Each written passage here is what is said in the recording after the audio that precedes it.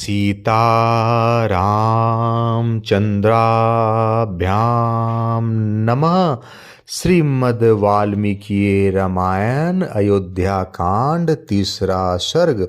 राजा दशरथ का वशिष्ठ और वामदेव जी को श्री राम के राज्याभिषेक की तैयारी करने के लिए कहना और उनका सेवकों को तदनुरूप आदेश देना।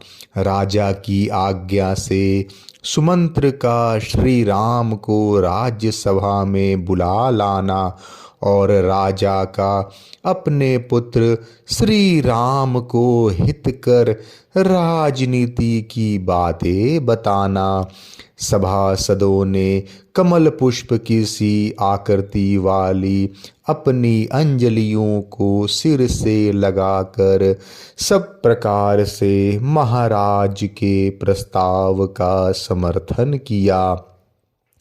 उनकी वह पंचांजलियां स्वीकार करके राजा दशरथ उन सब से प्रिय और हितकारी वचन बोले।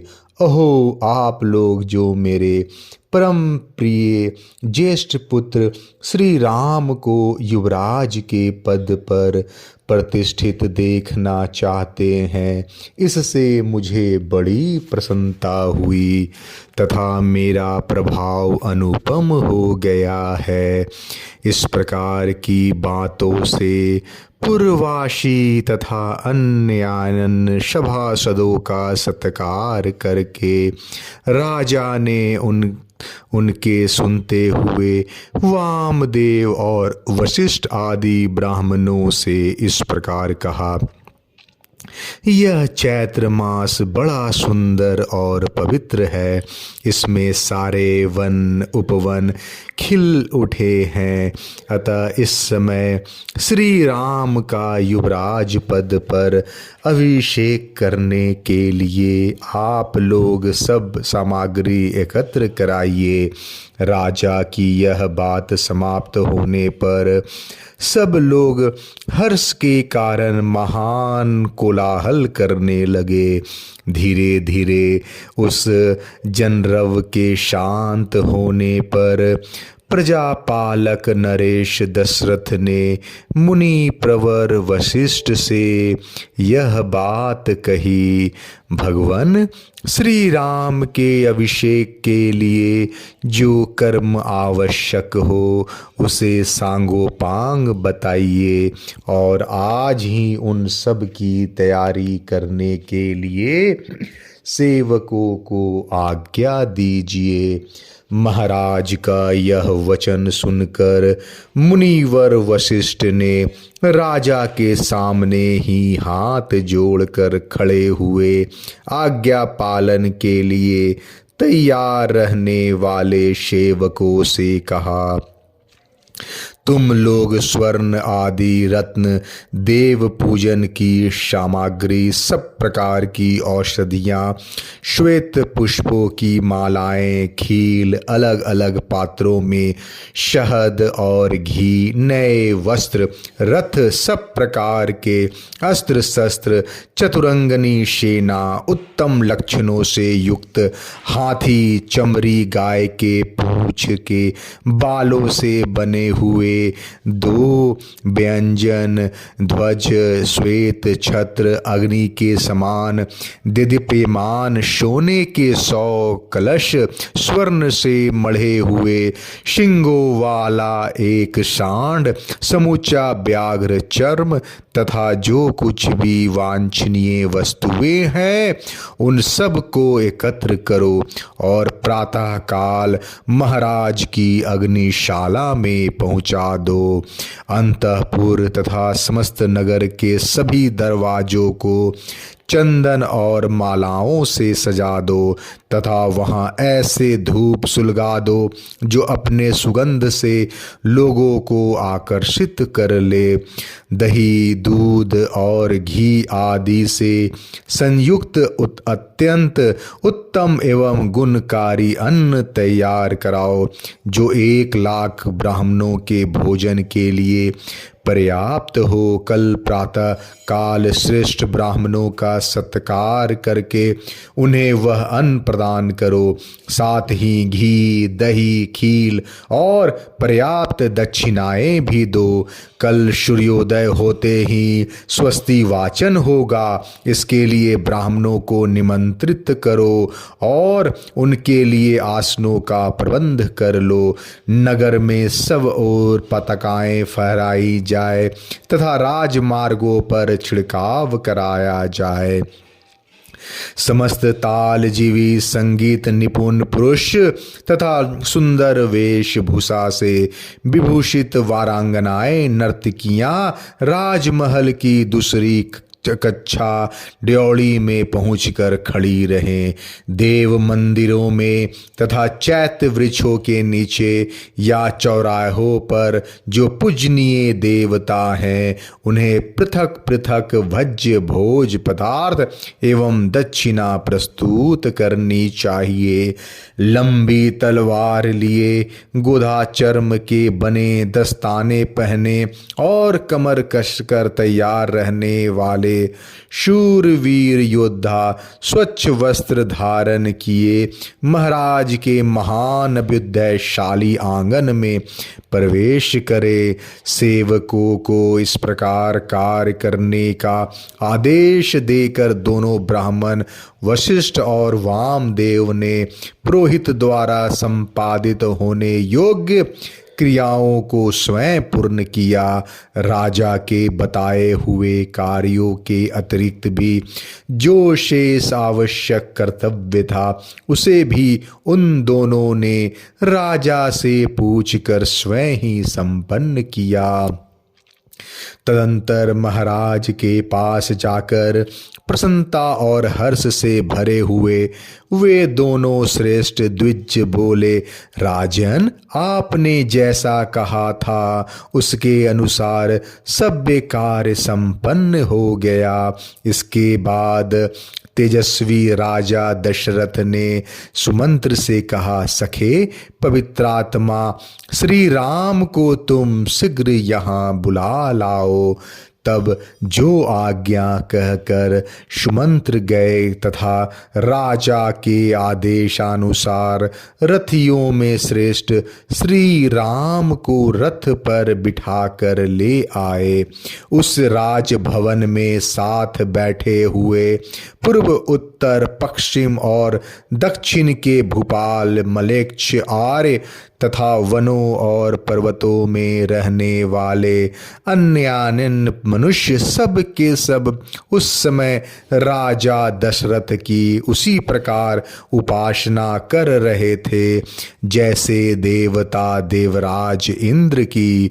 उनके बीच अट्टालिकाओं के भीतर बैठे हुए राजा दशरथ मरुदगणों के मध्य देवराज इंद्र की भांति शोभा पा रहे थे।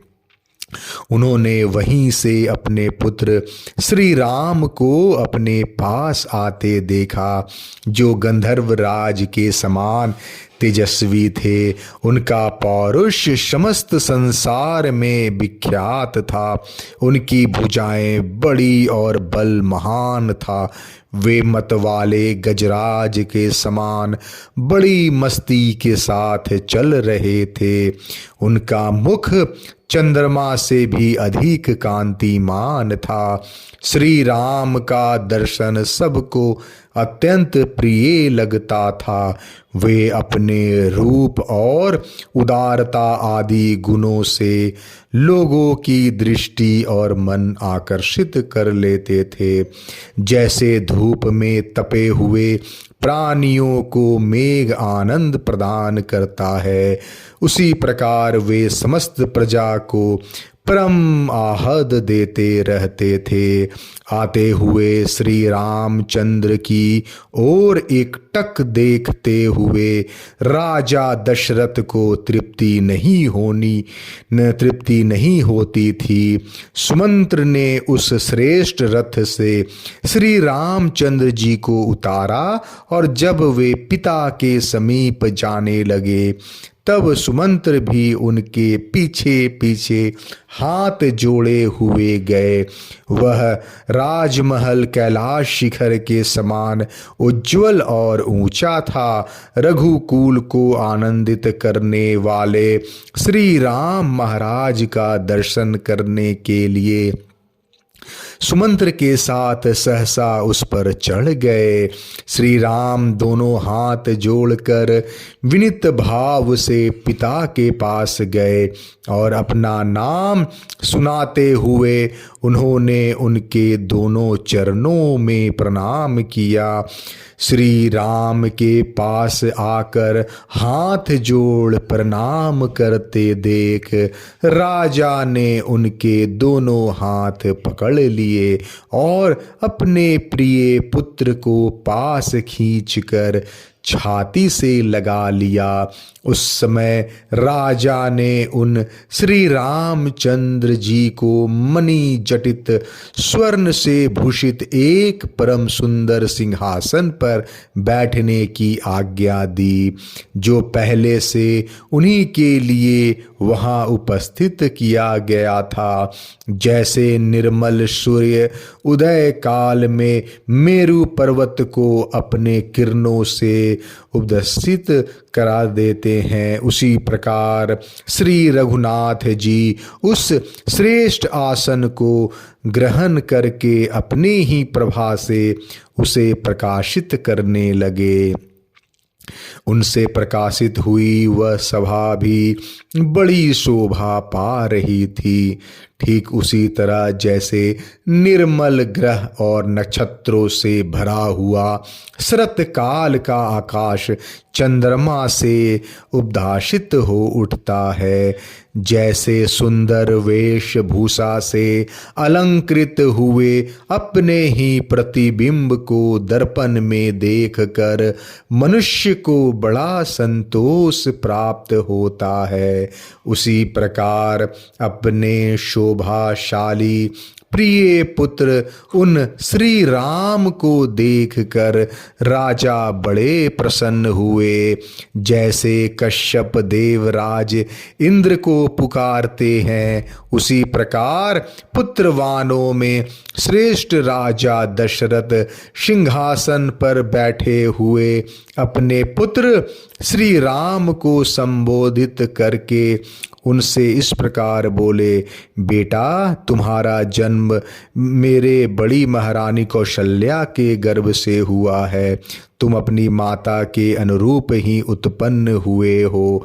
श्री राम तुम गुणों में मुझसे भी बढ़कर हो, अतः मेरे प्रिय परम प्रिय पुत्र हो। तुमने अपने गुणों से इन समस्त प्रजाओं को प्रसन्न कर लिया है, इसलिए कल पुष्य नक्षत्र के योग में युवराज का पद ग्रहण करो। बेटा, यद्यपि तुम स्वभाव से ही गुणवान हो और तुम्हारे विषय में यही सब का निर्णय है, तथापि मैं स्नेहवश सद्गुण संपन्न होने पर भी तुम्हें कुछ हित की बातें बताता हूँ। तुम और भी अधिक विनय का आश्रय लेकर सदा जितेंद्रिय बने रहो। काम और क्रोध से उत्पन्न होने वाले दुर्व्यसनों को का सर्वथा त्याग कर दो।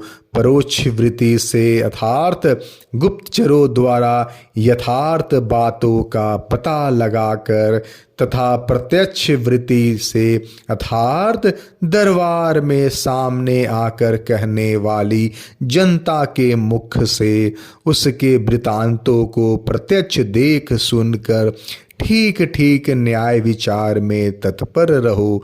मंत्री, सेनापति आदि समस्त अधिकारियों तथा प्रजाजनों को सदा प्रसन्न रखना। जो राजा कोष्ठागार, भंडार गृह तथा शास्त्रागार आदि के द्वारा उपयोगी वस्तुओं का बहुत बड़ा संग्रह करके मंत्री, सेनापति और प्रजा आदि समस्त प्रकृतियों को प्रिय मानकर उन्हें अपने प्रति अनुरक्त एवं प्रसन्न रखते हुए पृथ्वी का पालन करता है, उसके मित्र उसी प्रकार आनंदित होते हैं जैसे अमृत को पाकर देवता प्रसन्न हुए थे। इसलिए बेटा, तुम अपने चित्त को वश में रखकर इस प्रकार के उत्तम आचरणों का पालन करते रहो। राजा की ये बातें सुनकर श्री रामचंद्र जी का प्रिय करने वाले सुहृदों ने तुरंत माता कौशल्या के पास जाकर उन्हें यह शुभ समाचार निवेदन किया। नारियों में श्रेष्ठ कौशल्या ने वह प्रिय संवाद सुनाने वाले उन सुहृदों को तरह तरह के रत्न, स्वर्ण और गायें पुरस्कार रूप में दी। इसके बाद श्री रामचंद्र जी राजा को प्रणाम करके रथ पर बैठे और प्रजाजनों से सम्मानित होते हुए अपने शोभाशाली भवन में चले गए। नगर निवासी मनुष्यों ने राजा की बात सुनकर मन ही मन यह अनुभव किया कि हमें शीघ्र ही अभिष्ट वस्तु की प्राप्ति होगी। फिर भी महाराज की आज्ञा लेकर अपने घरों को गए और अत्यंत हर्ष से भरकर अभिष्ट सिद्धि के उपलक्ष्य में देवताओं की पूजा करने लगे। अयोध्या कांड 3 सर्ग समाप्त। जय श्री राम।